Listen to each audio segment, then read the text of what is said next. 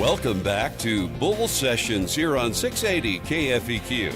Here's your hosts, Randy Baker and agronomist Brad Law.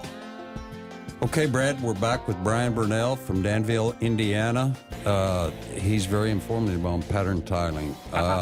One more thing, too, don't let us forget that in our fourth segment, we're going to be doing Focus on the Farmer. Focus on the farmer. It's a big thing. We want to focus on our farmers because we're proud of them.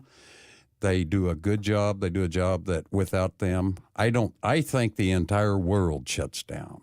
So what was that a plug for the farmer or what? Oh, well, we love farmers. We love farmers. We love Brian, too, so let's get him back on the air. I want to talk to someone with a little more intelligent level than, if you know what I mean. Brian, please come. Brian, do you got your muck boots on?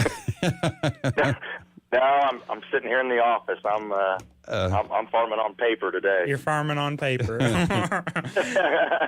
Well, speaking of muck boots, you guys put in some tile yourself, correct? Or fix some issues or stuff. You guys got a backhoe, and I've seen some pictures of you guys are doing some work. What is your job when you are fixing tile? What? Oh, usually I'm the guy with the boots that aren't quite tall enough because the water makes their way down into them. If it's early spring, then your feet are cold the rest of the day. But, sure. Yeah, usually I'm down there with a shovel in one hand and a knife in the other hand getting ready to cut the tile so you can patch it back together or hook it up, whatever needs done. Well, so let's say, things happen. Tree roots can grow into tile, or somebody, when they were putting it in, may have smashed the tile. Is there any tips on our guys that say, hey, I think I'm going to try to tile that. My buddy's got a backhoe. We're going to run, 1,000 foot of tile, and we're going to get this field this area to drain. What's some tips that they could do if they, we're always looking for a project to do when we can't plant, we can't combine, we're not trucking grain. What's something that we can do and go burn some diesel fuel, and how can we be effective when we're doing that? Right. I would say that one of the things would be that, after you put tile in, sometimes I've seen an instance where it wasn't myself, but I've seen where somebody else was putting in tile in the spring, and then they're chasing that tile plow or that trencher down with a tillage tool and getting ready to plant it right afterwards. And, one thing would be to, when you're driving over that tile, especially when it's new, and I call tile new for 6 months at least. I try to treat it like it's new for at least 6 months. Mm-hmm. Would be to drive over it at an angle. That way you're trying to put as least pressure down on it as you can. Mm-hmm. Now, I was thinking about this spring when you sent me some pictures where you had your tile, I think it was on 40-foot spacings, and then you went in between your tile and you did some deep ripping. Yeah. Now, that particular farm, that's the farm that my wife and I bought a few years back, and I wouldn't say it was in any more terrible shape than a lot of other farms, but the nice thing was we had just put the tile in, and it had a nice compaction layer down there about 12 or 13 inches. Well, a lot of this old tile that was put in by our forefathers, a lot of this clay tile was put in by hand. Well, they only put it in as deep as they had to.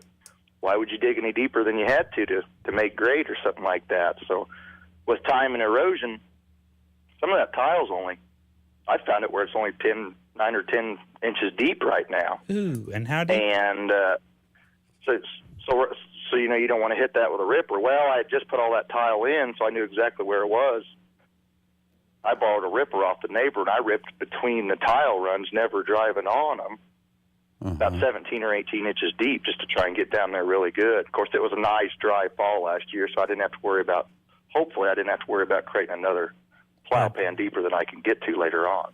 Mm-hmm. And then this spring, you had you borrowed some more equipment, and you were something about spacings, and you were all giddy about it. I remember the field cultivator was so wide, and your tile spacings were so wide, and you were excited about that. And why did you do what you did this spring? It goes on with that same sort of subject of spacing that out. And yeah, so what I did was I had a friend of mine who his farm wasn't ready to work yet. He had a 50-foot cultivator. Excuse me. My tile was put in at 40-foot spacing, so where the tile runs were, I had ran over those with a chisel this spring to try and help level them back out. It gets a nice little hump in there, and, we even still felt it this fall when we were selling the corn. But I ran that field cultivator, ran the tractor right down the middle, and I straddled the row so not to drive on it. And it was nice having that field cultivator that was 50-foot wide, taking 40-foot passes, and not have to drive over the tile or basically not have to waste the time of, just taking out a 10-foot swipe this time and a 25-foot swipe the next time or something like that to try to stay off that tile, so you weren't tearing up something that you had just put in. Okay. Now, once we get these fields tiled, where are we going to drain it? How do you work all of that? I know that, and all plumbers should know this, that it runs downhill and payday's on Friday. Mm-hmm. So how do you... Be careful. I'm very careful with that one. Uh-huh. So how do you figure out where you're going to send all this water? Sure. Well, luckily in my area, there's a lot of county mains. And I would assume in your guys' area, there'd still be a lot of decent tiles you could hook onto just because of some of the terrace work that's been done, and then also just open ditches as well.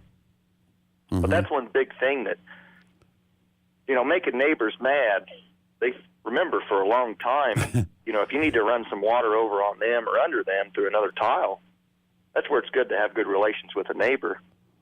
Uh-huh. That Bradley way you can don't work know with them nothing maybe about even on big projects later on. It may be that to get to your farm, you need to go through his farm, and if you're going to do that, then it may be smart to put a little bit bigger tile in, because once that tile's in, he can do whatever he wants with it. If he wants to hook onto it, you want to make sure you've got enough flow to go through there. Mm-hmm. So now when you're talking about sizing that tile, how do you decide that, I'm going to run 4-inch tile or 6 or 8 or 10 or 12?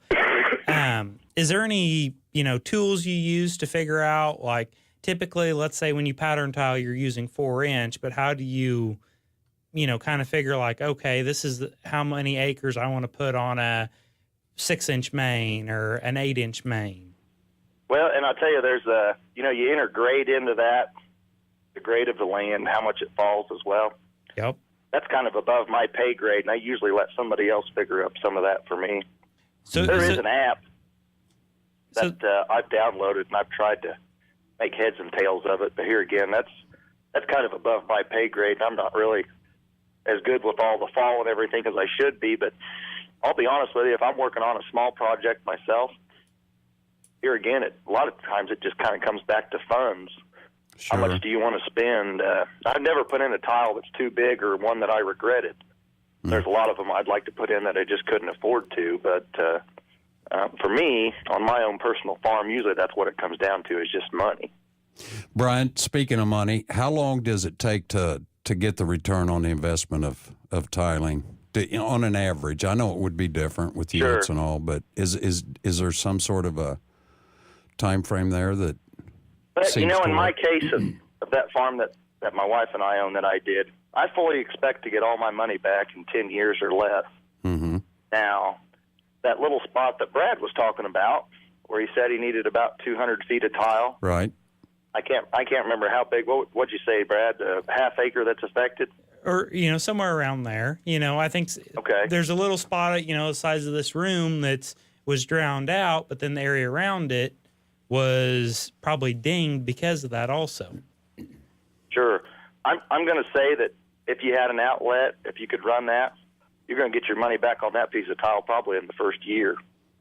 So it just kind of depends on the severity. Sure. A lot of times, I'll usually count on a 5-year payback, and it won't be as extensive as like a 40-foot tile-spaced pattern tile.